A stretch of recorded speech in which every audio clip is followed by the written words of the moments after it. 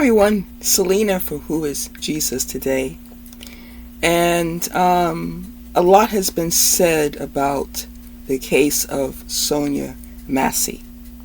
I'm not going to say a lot at this time about her, as the world is grieving the United States, her family, to begin with them, and friends, and her communities are grieving with this over this situation. And I would say this is not just a grief that's felt in the United States. Okay. It's a situation of those who you turn to for help and support. And whether you call them for a situation, an incident that exists or it doesn't. Because any one of us, you don't have to have mental challenges not to think that there isn't someone outside of your door. Have any of you ever, you don't even have to really, this is not like a survey question, where you thought maybe a danger was present and it wasn't? It may have been the sound of the deer, and you thought maybe it was someone else who was brushing against the bushes in your yard.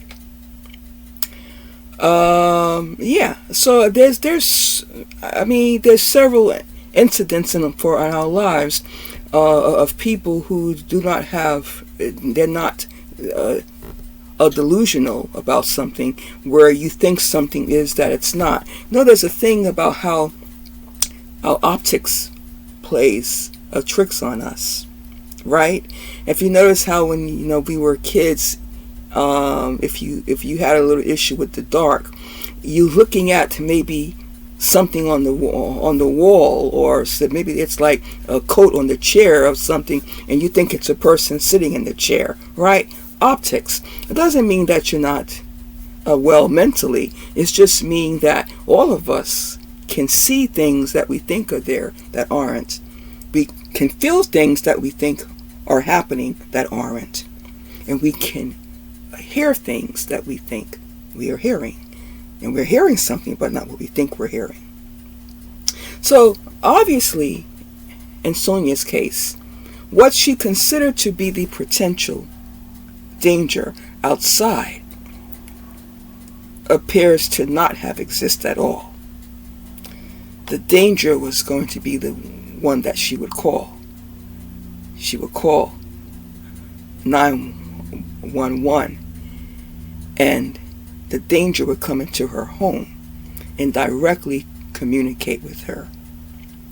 And that will be how her life is taken out, how it ends. So the danger outside wasn't really the stalker or the sick person hiding out in the bushes. It wasn't a stalker outside. It was more or less the stalker would come on the inside, behind a badge. I want to say a couple of things. I like to be careful what I say on social media out there publicly. You don't know when, at this time you have a woman who's left behind kids, they're grieving, and you can hear a whole lot of different opinions, and even when those opinions are in support of a person and their family, it's also how it's expressed. It just becomes so much publicity out there, and it doesn't matter if you're even for a person. It can become truly overwhelming. So many opinions, and people have a right to put out their opinions, like I'm putting out mine. I know. I just try to just be say conscientious of how I choose my words at this time. So again, I'm not going to talk a lot about the incident, but about the person who did this. And I don't have much to say about him because I don't really have a lot of information, but I'm going to there's something definitely wrong with his psyche, and this man had problems, has problems, and it was able to be camouflaged in a way behind a badge, but not that much. So I'm aware that he has a family too, of course he does. And you know what? I will just go and say, maybe I'm reaching more, but I would just say, yeah, I don't believe that anyone that he knows and who he is connected to, who has a heart, and we all have one, but sometimes that heart can be like stone, right? But that they accept what he has done as right. It wasn't handled in the right way. I know there are some illegal criterias and stipulations, but this wasn't handled in the right way. I won't go over that again, because we all know that the pot could have been turned off by him or his partner, and that pot became too much of an issue. It became like a domestic dispute, the hot pot of water. It should not, with law enforcement, it was unprofessional. But I want to say, what about him? I'm going to put up a video. I noticed something on his arm. Now, people have all kinds of tattoos. I am not a tattooer. I'm not personally into that, okay? I watch people's tattoos. Some people got their tattoos before they gave their lives to Christ.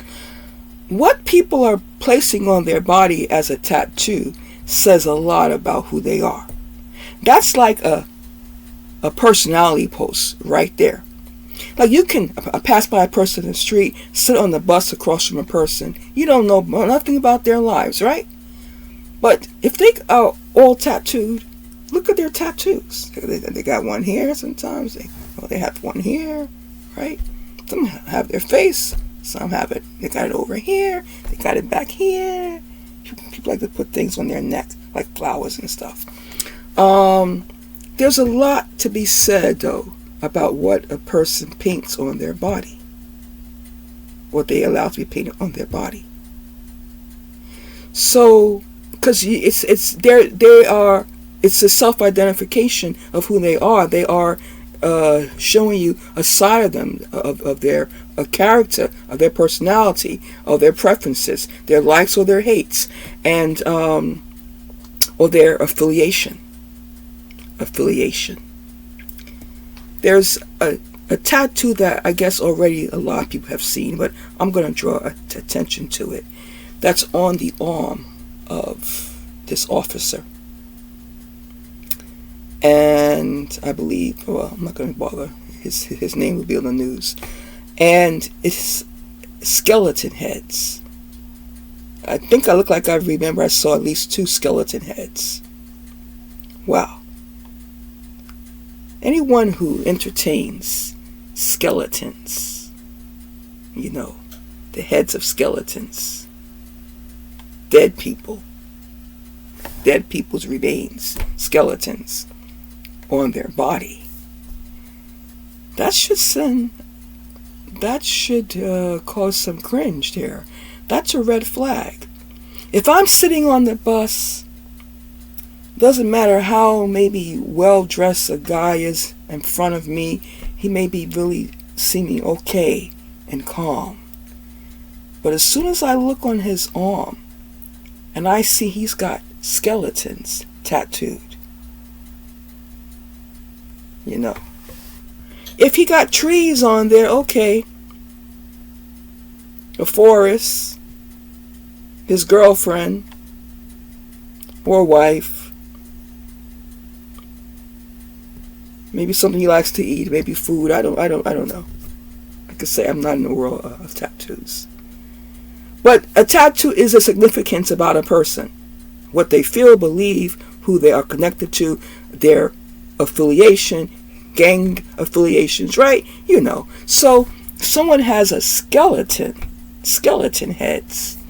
Wow. I would say, does this person really flirt with a death? Do they entertain death? Are they intrigued or fascinated by death? And if a person is, and they're in law enforcement, and it has that level of fascination and curiosity, then they could also engage with that in some devastating ways, which is what we see in the home of Sonya, Massey. And isn't the first time he's been in some not so right situations. So I want to put that out there. Who is this man? Well, I think that we can learn something regarding the tattoo, because it's a marker, it's an identifier a lot of who people say they are, who they feel they are, who they are affiliated with, right? Their passions. So please pay attention to that as we learn a little more about the man who took out this woman's life. It was avoidable. And if something is avoidable, then it's not justifiable. It was avoidable. You know, someone steps on your foot in the line. Maybe you got already a bad toe that's under the doctor's care, and you're in pain. But you know, they did it by mistake. They said they were sorry. They did it by mistake. And you know they did. But your pain escalates you. And you could try and knock them out. Is that action justifiable? I would say no. I mean, yeah, I know you're in agony. Listen, I have people step on my feet. That's why I'm saying this, right? Who hasn't almost? I mean, at least once, right? In your life. You stand on lines. It's like, oh. But it was an accident. And I have stepped on people's feet. I sincerely said, I'm sorry. I have hurt, right? We have hurt people by stepping on their feet.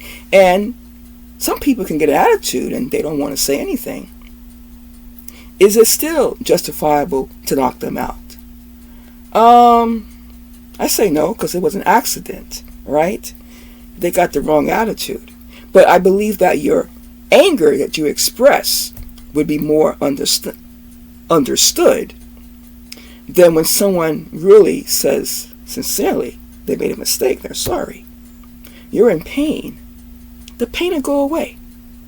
How many times someone stepped on your foot, right? It goes away. But that person's life, no, you don't have a right to take that person's life because you have that temporary pain on your foot, your toe. Right. It will never be justifiable just to end someone's life because they accidentally bumped into you or stepped on your foot. Any more than it can be justifiable the way this act was carried out over a hot pot of water. No one wants to be burned. I wouldn't. I would get out of the way. But I also would know if I'm around a person who is unpredictable and who isn't sure or certain of their own surroundings. It's like when you are working with children in school, in daycare. You know, if you work in a daycare center, a child is 3 or 4, and you leave a sharp object around where they can cut themselves or someone else. Suppose that child cuts another child. Is the child guilty? They did it, but I mean, honestly, who's responsible? They're minors. Who's responsible for what they've done? It's those who are in charge of them. It's going to be the teachers, right?